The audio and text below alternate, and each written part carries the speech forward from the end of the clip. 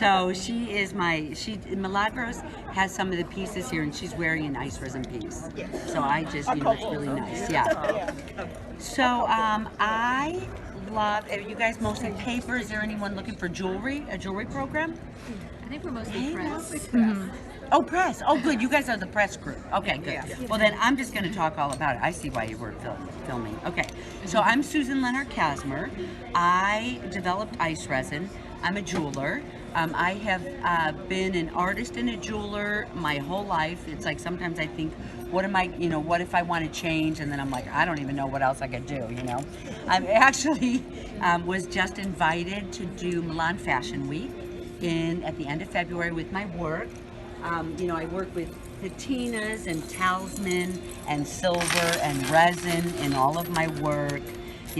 So this is kind of what you see. I started putting resin in my work 12 years ago. And I started a body of work, that I've just really, with paper, resin paper, creating talisman that way. I found ways to create relics and little reliquaries like this piece here using resin paper. This piece here was made, I did when I was out in Mexico. I did a Day of the Dead workshop, and we gathered things from these gorgeous cemeteries, and you go down there and you bring beer and you pass them out to the guys at the graves, and the kids get candy. So it's just this Day of the Dead, it's a different feeling that we have, about death. So anyway, I just gathered little flowers and things and put it into a little reliquary with resin paper on top. So for me, I do journals, paper, jewelry, all of this, and it's the same thing to me. I probably could build, I actually did a chair once that had stacked resin paper on it, for the seat. Because to me, it's like I could build a small piece of jewelry to a journal to furniture. It doesn't matter to me, it's just the same thing. This is one of my ballerinas back there that I did. I did a circus troupe that has wearable jewelry. So you can take the jewelry off and wear it. So her skirt is wearable. It's all built of Ice Resin. So this is the Ice Resin paper. This is a tissue, and I really, in this book I put together, you can really see how transparent it can be. You can alter these papers in any way you want to by putting inks and putting markers and marks like that. This is a page right out of a book that's super transparent. This is a rice paper here. So really you can flip through here and just see all the different ways to do things. So as far as jewelry goes, some of the cool releases that I have right now are a tissue book that has beautiful talisman and imagery and all of that Kelly is so amazing, put together like a lot of my images that I loved and all that. And words, they all fit nicely into a bezel, just some industrial. My work is very industrial. And this is how, really this is what it looks like in the bezel. So this is with the foil. I have foil in my line. I love foil. I always use foil and tints. And this is now the tissue paper. So you can really put these images in that are almost like... You floated that on top? I floated this on top. So they're just this beautiful, beautiful layers. These two, this is my foils. It has the tissue images in there. And here's another one here with the tissue, with the images. So that's the image pack. That's really nice. In combination, there is a image pack with images. With these, in my work, because I like some transparency, but I like some areas that I want to stay opaque, so I can have that contrast. Like this piece here, I have a 5 in here. And what you do with any of these pieces or any work that you have, if you have a photograph, you actually want to seal your work in paper sealant. And this will keep your any imagery opaque, and it won't become transparent. So we're working in 2 ways. It's a water-based. It dries very quickly. You probably have about 5 minutes and it dries. And the exciting thing of what I'm doing with this line with Ice Resin is I am building a jewelry building program, is where I'm going. I was just out at the Ranger headquarters, and I put together about 12 film. You know, it was really nice. I think it was one area where I was really lacking when I was on my own. So I put together about 12 film, just really simple, 1-2 minutes, just showing how you attach end caps to the leather, because I have the gorgeous leather. Love the packaging. I've always had a lot of people come up to me and, you know, they're, where do you get your leather from? And I give it out in class, you know, and I'm like, that's my business, you know, but so now anyway, our leather is here. The end caps are coming soon. I know metal well. When there's metal in my work, it's going to be beautiful. I can promise you that, because I just don't let metal, you know, metal is so important to me as a silversmith, so I don't let metal go into my line unless it's gorgeous. So I think a lot of people know my line that I built called Industrial Chic. You know, and that one I had all, I could, the metal on there was beautiful, I have to say. So this is the leather and the end caps. I have a leather glue. In the jewelry world, you don't really glue metal together. The only place that you really use glue is when you're doing end caps on your piece. So what I love about this leather glue, I've always used E6000 because it's thicker, but this is a non-toxic leather glue that I love. I know, isn't that cool? So, you know, the way that you work this, yeah, I was so excited about this because that, you know, it's like as I try to get my studio cleaner and cleaner, I'm just like, what's this E6000 doing here? And this really holds. It is a longer dry. It's like a 6-hour dry. Oops, I don't have a cap. It's like a 6-hour dry, but when this dries, ooh. Surprise! No, I usually have a pin that I can put in and the end is getting stuck. But see, it's nice and thick. So I pour it right into the cap and then I just put my leather right into it, you know, and then just kind of, I do a lot of them at one time. You know, I'll set a bunch of these down, just keep it curled. You know, with the leather is on a small spool, so it's gonna be curled, but once you put your piece on there and hang it, it will look really nicely, you know, and it's just gonna take a little bit of time. It's a natural material. So, you know, these are the bezels. These are my tints in the line. I've got some really beautiful large grit glitter that I'm so excited about. These are some of the results of it. I like, you know, when I'm putting pieces together.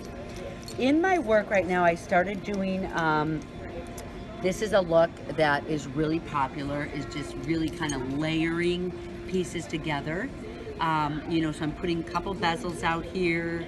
I've got a reliquary. This is a hollow form with the resin paper, foil in the back, a couple bezels together. And I really started doing a lot more found objects with it too, because I do found objects in my work. Here's the end caps as well. You know, with the end caps, I also can, you know, I'm looking to get fiber in my line. Really, it's in my jewelry class today, I'm going to be showing making a tassel form. So they're end caps, tassel forms you can do with these end caps. So all of our pieces that we have, you know, it's just a whole building process. Really sturdy jump rings. You know, I know sometimes it's just really hard to find some nice sturdy jump rings. We're holding up pieces. I like large pieces, so we just need some good jump rings to match. I'm going to show you what I do with, this is the smaller resin paper, but I want to show you guys what I do. Oh yeah, thank you, yeah. So this is the luminous layers. This is what this looks like here. This one is wet, I just poured it. That's, I have opals and the glitters and things like that here. And with the tints, what I'm doing with my work is, you can see, since these pieces that I have, you know, I am coming up with simpler, without the nice metal on the side that we can use in combination with these. These bezels here that have some nice metal on the sides, I like to take advantage of this metal.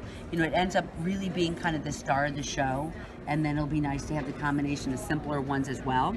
So as long as I have all this metal, I'm actually using some of my tints, which look gorgeous with these pieces, and just kind of putting some browns on here, and, you know, a little bit of these blue colors that you see in metal work. So I'll just lay some tints down right onto my metal work, And, you know, this isn't going to rub off. It's going to be beautiful. And I just, you know, kind of alter it up a little bit. And you get to really work your own metal a little bit more, you know, like this piece here. This has the blue and some of the ancient root on there. So that's really how I start with my pieces, is, you know, making it my own. And then I'll, you know, I'll put foil in the bottom or image in the bottom for my resin. Have you got, and with ice resin, this is the jeweler's grade, so it's a 6-hour dry. Like I said, you know, everything is going to work its way out. It has buoyancy to it, so I always tack things down to the bottom, which is also the paper sealant. You know, so if I seal a paper, I just tack it down to the bottom. I have studio sheets in the line. When this paper dries, I can just peel it right off of my studio sheet. So these really are useful. If I spill things, I know, you know, I saw Ranger with this in their other lines, and I was like, oh my gosh, I was always using plastic bags, you know, so you could use those too, but these are nice. If you're using it on paper, do you have to do both sides? No, so I can actually show you that real quickly if you'd like. I have some resin mixed. I'm actually going to just cut one of my pieces here, and you don't have to do both sides. I'll mix it right up here. And I'll show you my squeegee that I have. So this is already mixed ice resin. I'm just gonna put a little bit on top like this. I can make it as thick or thin as I want. And then I'm just gonna get in here with my squeegee. I can put some tint on here, you know, to alter it. Now this, it's at first gonna be a little bit cloudy. You don't have to do both sides. The nice thing about this studio sheet is that I can press out all the bubbles from underneath. When I was using my plastic bags, I you know, would peel them up sometimes and have some air bubbles under there. So this, just give it a little bit of time and it will be as clear as this here. Yeah, just needs to sink in. If you don't trust that it's gonna sink through, you could flip it over and do the other side. I have a lot of people in my class that get like, it's been 1 minute and it's still not transparent yet, so I think it's time, you know? So that's kind of that. If I don't want this to be transparent, I can put a paper sealant on it, and it will be exactly as it lays right here. You know, so that's kind of the nice thing about that.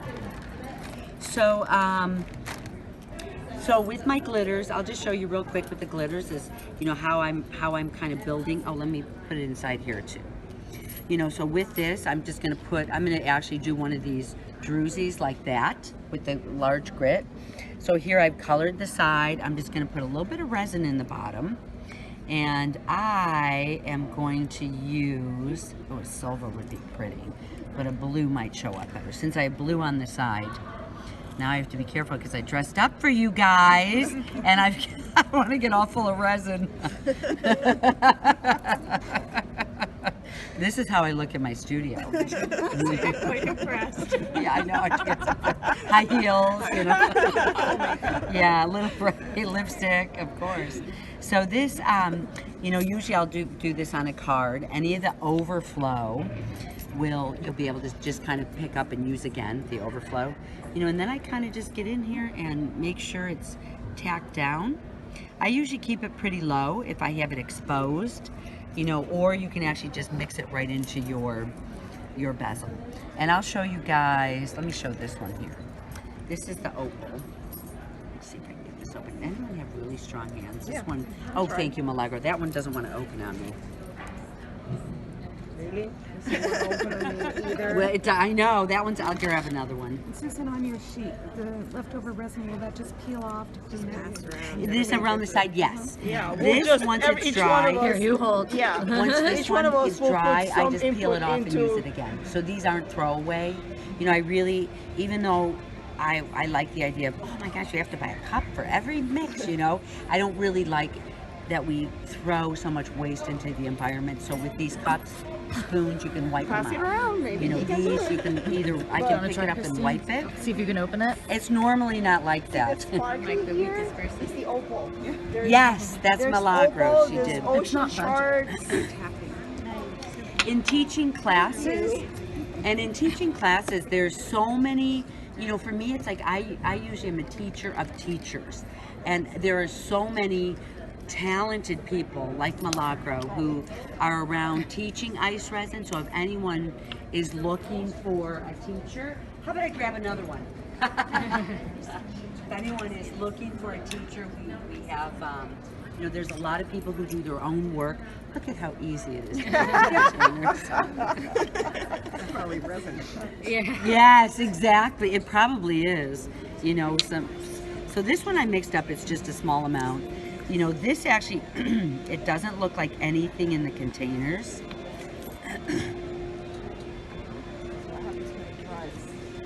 With the blue one, would you pour more resin over it to seal it? Or? You know what, with this look, if I like this look, I don't. Okay, it's sort of chunky. But you could. You know, I can show you one where you just mix it in. So, you know, and sometimes I'll have a piece that's mixed and I'll just throw glitter in with it. Like, see this one? This has a little bit of glitter in there. That has a little bit of this. This is the fire opal here, which is this one. I'm sorry, You know- I missed that. Do you put some resin over top of the... You know, this is just a look that I do that looks like druzy to me. Okay. But you can, of course, put resin Okay. over the But top. I mean, of it. like after you pop the glitter on top of that one right there, the blue.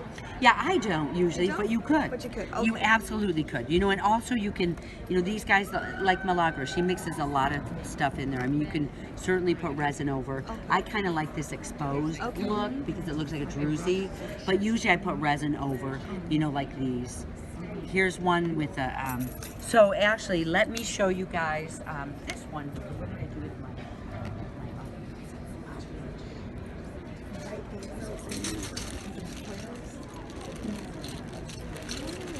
And stamping on, once your ice resin paper is done, archival ink, those kinds of things stamp beautifully. Yes, on it, right? yes. Well, you know what? Do the resin paper. If you're using Ranger ink, 7 morning. pardon? 3 minutes. Okay, good, thank you. If you're doing Ranger ink, stamp afterwards, or you know, sometimes what I'll do, because in the paper pack too, there's beautiful tissue, but you can just use tissue. So I have these colors. These actually come up transparent or translucent. They come up. I didn't believe it, and I did a red one yesterday.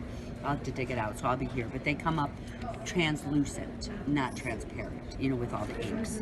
So usually, you know, sometimes if there's a lot of ink on the front, I go in and put resin on the back because the ink will block it. So there's all different, there's some really stiff ones that come up clear, but there certainly are. Rice papers work really well, linen papers, silk papers. If you want to preserve, you know, just a lot of things can be preserved. I'm also looking, you know, I have the putty, as you guys know, with my line, and I do a lot of casting. I love, this is one of my largest cast pieces. This actually, I took a rivet from Mexico. I was in San Miguel, cast a rivet. I put foils behind here and put tints inside, and now it's light enough where I can wear a big, bold piece and feel good about it, you know, and not break my back. So it's kind of, and then this is one here that is cast. You know, this is actually just from a hardware piece. On the bottom is a shell cast, drilled out with foil. There's a bezel with foil on the top that I used as a cap. You know, for me, I love my resin. I like doing metal with it. You know, it makes it richer, it makes it a jewelry piece. So, is there any other questions? No?